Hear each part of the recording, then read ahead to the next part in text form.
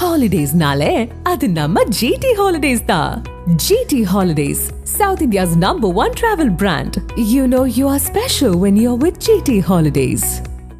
ஜீவா, இதில் எப்படி பார்க்க வேண்டியது இருக்குது? இந்த கரூர் துயர் சம்பவத்திற்கு பிறகு பாஜக, அதிமுக, தாவேகா கூட்டணி சாத்தியம் அப்படின்லாம் சொல்கிறாங்க. பல கேஷியங்கள் பேசப்படுது. ராகுல் காந்தி 15 நிமிடம் விஜயோடு பேசினார் அப்படின்லாம் சொல்கிறாங்க. எல்லாம் கேஷியமாக தான் இருக்குது. ஆனால் இது கூட்டணி மாற்றத்திற்கான ஒரு விதையை உருவாக்கி இருக்குதா? விஜய் தன்னுடன் வர வேணும்னு எடப்பாடி தொடக்கத்திலிருந்தே முயற்சி பண்ணிட்டு தான் இருக்கு. விஜய் திமுகவை எப்படியாவது தோக்கடிக்கணுங்கிற ஒரே லட்சியத்தோடு பண்ணுறாரே ஒழிய விஜய்க்குன்னு கொள்கைன்னு ஒன்றுமே கிடையாது. கொள்கைன்னா அவருக்கு எதுவுமே தெரியாது. ஸோ அவர் கொள்கையே இல்லாத ஒருத்தரை சும்மா திமுகவை ஒரு அடிக்கிறதுக்கு, ஒரு திட்டுறதுக்கு, ஒரு மதச்சார்பற்ற முகம் வேணுங்கிறதுக்காண்டி அவர் இறக்கியிருக்கிறாங்க. அதுதான் உண்மை. ஏன்னா பாஜக இன்றைக்கி திமுகவுக்கு எதிராக இருக்குது. அப்போ தனக்கு முஸ்லீம் ஓட்டு, கிறிஸ்டின் ஓட்டு வராதனால விஜய்க்கு அப்படி பயன்படுத்துகிறாங்க அப்படிங்கிறது தான். இப்போ இந்த நிலையில் திமுகவை தானே அடிக்கணும் அப்படிங்கிறப்ப வாங்க ஏடிஎம்கேங்கிற ஒரு பெரிய கட்சியோடு சேர்ந்து அடிக்கலாம் அப்படிங்கிறதுக்கான முயற்சியை எடப்பாடி எடுத்துக்கிட்டே இருந்தார். எப்படியாவது கம்யூனிஸ்ட்டுகள் வந்துடணும், விடுதலை சிறுத்தைகள் வந்துடணும், எல்லா முயற்சியும் எடுத்து பார்த்தாங்க. விடுதலை சிறுத்தைகளை எடுத்து பார்த்து அவர் திரும்ப பல முறை கதை வடைச்சிட்டார். என்னையெல்லாம் கூப்பிடாத, கொள்கை ரீதியாக இருக்கிறோன்னு. கம்யூனிஸ்ட்டுகளை கம்யூனிஸ்ட்டுகள் கேட்டாங்க, பக்கத்தில் பாஜக வச்சுட்டு கம்யூனிஸ்ட்டுகளை கூப்பிட்றீங்களே, உங்களுக்கு கொஞ்சமாவது எதாவது இருக்கான்னு அவங்களும் செஞ்சு பார்த்துட்டாங்க. அதுக்கப்புறம் அப்பப்போ ராகுல் திரு விஜயோட போயிடுவார், ராகுல் விஜயோட போகிறாருங்கிற மாதிரி சொன்னாங்க. இந்த பீகாரில் ஓட்டு திருட்டு குறித்து ஸ்டாலின் போனப்போ என்ன சொன்னாங்கன்னா, ராகுலும் விஜயும் பேசுகிறாங்க, அதனால தான் பயந்துட்டு ராகுலை பார்த்து ஸ்டாலின் போனார்லாம் சொன்னாங்க. பட் எதுவுமே நடக்கலை. அவங்க எவ்வளோ முயற்சி செஞ்சு பார்த்துமே திமுக கூட்டணி உடையலை. ஸோ வேறு வழியே இல்லை, அதிமுக விஜய் சேரணும் அப்படிங்கிற முயற்சி எடுத்து பார்த்தாங்க. அந்த நேரம் பார்த்தா பாஜகவும் கூட்டணி வச்சிருச்சு. பாஜகவுடன் கூட்டணி வச்சதுக்கப்புறம் இப்படி விஜயோட கூட்டணி வைக்க முடியும்னு அவங்க இது பண்ணாங்க. இப்போ மீண்டும் இந்த சம்பவத்தை வச்சு வேறு வழியே இல்லை, திமுக தான் 41 பேரை கொலை பண்ணுச்சு, ஆள் அனுப்பி கொலை பண்ணுச்சு, கழுத்து நெரிச்சு கொலை பண்ணுச்சு, கத்தி குத்தலாம் நடைபெற்றுச்சு, எல்லாத்துக்கும் காரணம் கரூரில் இருந்த அமைச்சர் செந்தில் பாலாஜி தான் ஒன்று சொன்னாங்க. அவங்க தான் அப்படி பரப்பி விட்டாங்க. உடனே அதை பார்த்தும் பொதுமக்கள்கிட்டையும் பார்த்தியா திமுக இப்படி பண்ணிருச்சு, கரூரில் மட்டும் இப்படி நடந்துருச்சே, இவர் 10 ரூபா பாலாஜின்னு பாடும்போது இப்படி நடந்துச்சே, செந்தில் பாலாஜி தான் பண்ணியிருக்காரு, எப்படி உடனே வந்தாருனாங்க. சரி, இதையெல்லாம் கோர்ட்டில் சொல்லுவாங்க போலன்னு பார்த்தா கோர்ட்டில் போய் ஐயா சாமி எங்கள் மாவட்ட செயலாளர் செஞ்ச தப்பு தான் காரணம், முழுக்க நாங்கள் தான் இந்த தப்பை பண்ணியிருக்கிறோம், எந்த உள்நோக்கமும் இல்லாமல் கொலை செஞ்சுருக்கோம், அம்பிட்டு பேரையும் இன்டென்ஷன் கிடையாது, பட் நடந்த கொலைக்கெல்லாம் நாங்கள் தான் காரணம்னு சொல்லிட்டு, இதுக்கெல்லாம் யார் காரணம்னா கரூர் மாவட்டத்தில் ஒரு அப்பாவி ரசிகர் இருக்கார் போல், மதிய இலக்கணம் வெற்றி இலக்கணம், அவர் பேரை சொல்லிட்டு இவர் ஒழுங்காக ஏற்பாடு பண்ணலாங்கயா அப்படின்ட்டு ஒரு இடத்துல கூட திமுகவையோ பாலாஜி செந்தில் பாலாஜி தான் சொல்லவே இல்லை. ஆனால் மக்கள்கிட்ட வதந்தியை பரப்புறப்ப திமுக தான் பண்ணுச்சுங்கிற அந்த ஒரு பொது புத்தியை கிளப்பி விட்டாங்க. ஸோ கோர்ட்லேயே அவங்க அவுட்டு. அவங்க சொன்னது ஒரு பச்சை பொய்.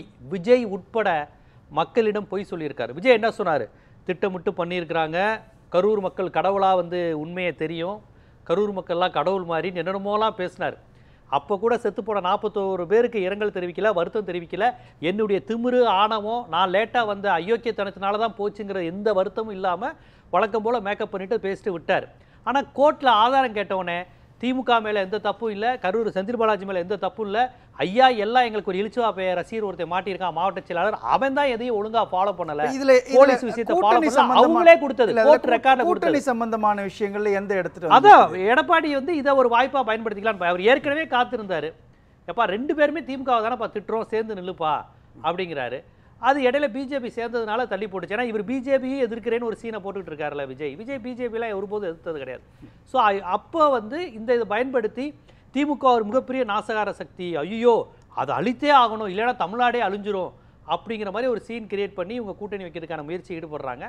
அந்த முயற்சிக்கு எடப்பாடி ரொம்ப முயற்சி பண்ணுறாரு, அண்ணாமலை அமித்ஷாவும் ரொம்ப ட்ரை பண்ணிக்கிட்டு இருக்காங்க. விஜய் என்ன சொல்வார், ஏது சொல்வார்? இதுல ஒரு பக்கம் தர்மபுரி மாவட்டத்தில் நடந்த அதிமுகவினுடைய ஒரு கூட்டத்தில் தாவேகாவினுடைய பேனர் வைக்கப்பட்டிருக்கு. தாவேகாவினுடைய கொடி பயன்படுத்தி அவங்க வரவேற்பு தெரிவிக்கிறாங்க. காரணம் கரூருக்கு அவருக்கு நன்றி செலுத்தக்கூடிய ஒரு நிகழ்வா பார்க்கிறேன். இன்னொரு பக்கம் 60 சீட் வரை காங்கிரஸ் கட்சியை கேட்கலாம், துணை முதலமைச்சர் போஸ்ட் கேட்கலாம்.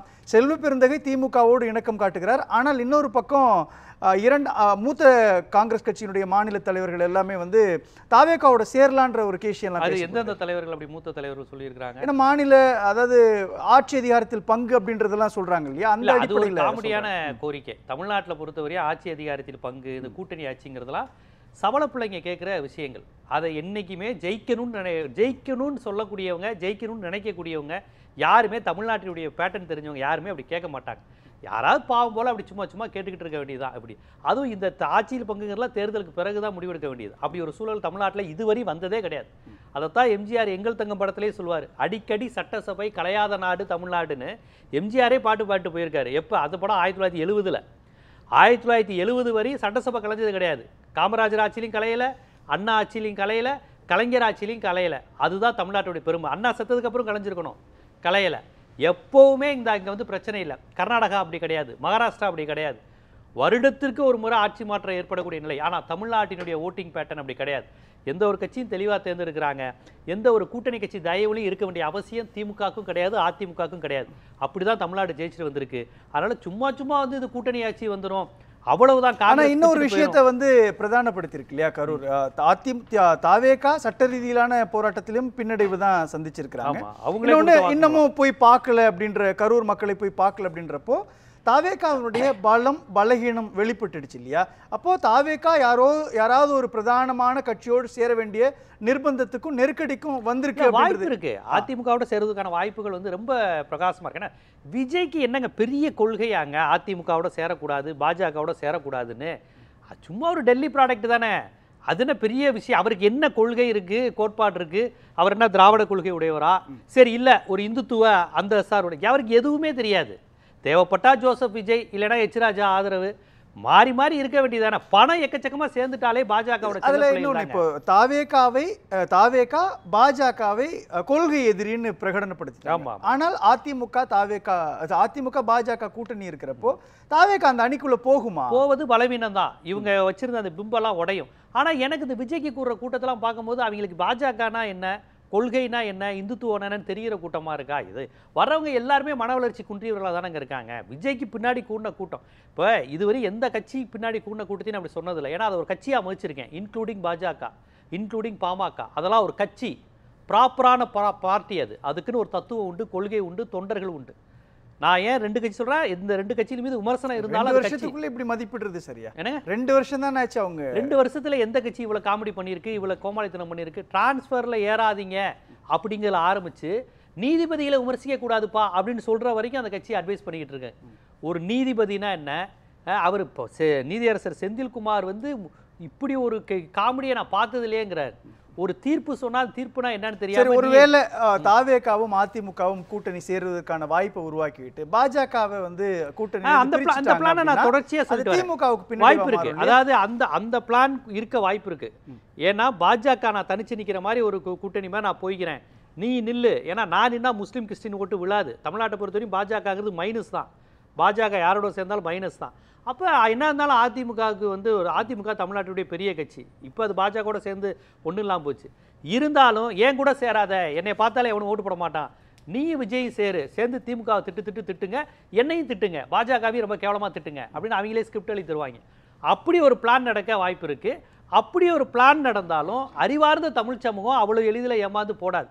அது விஜயோட மீட்டிங், நீதிமன்றத்தினுடைய செயல்பாடுகள், அது கட்சி ஒரு பொதுச் செயலாளர் மாவட்ட செயலாளரை மாட்டி விட்டு போன கேவலம் எங்கேயா இருக்காங்க. இந்த கட்சியினுடைய கொள்கையெல்லாம் விடுங்க. உனக்காக திரண்ட அந்த மாவட்ட செயலாளர் அவன் பொண்டாட்டி நடுத்தருவில் இருந்து கத்துது.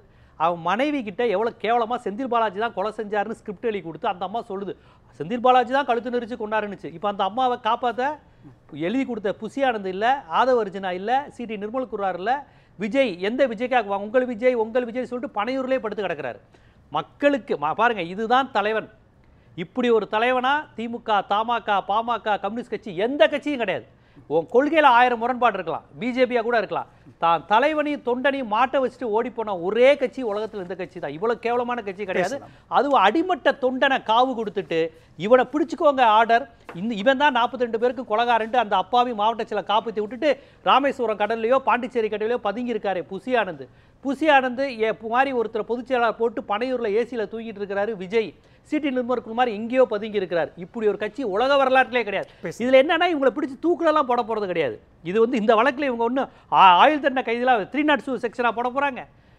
இது ஒரு கட்சி, இது ஒரு தலைவராங்கிறத தயவு செய்து தமிழ்நாடு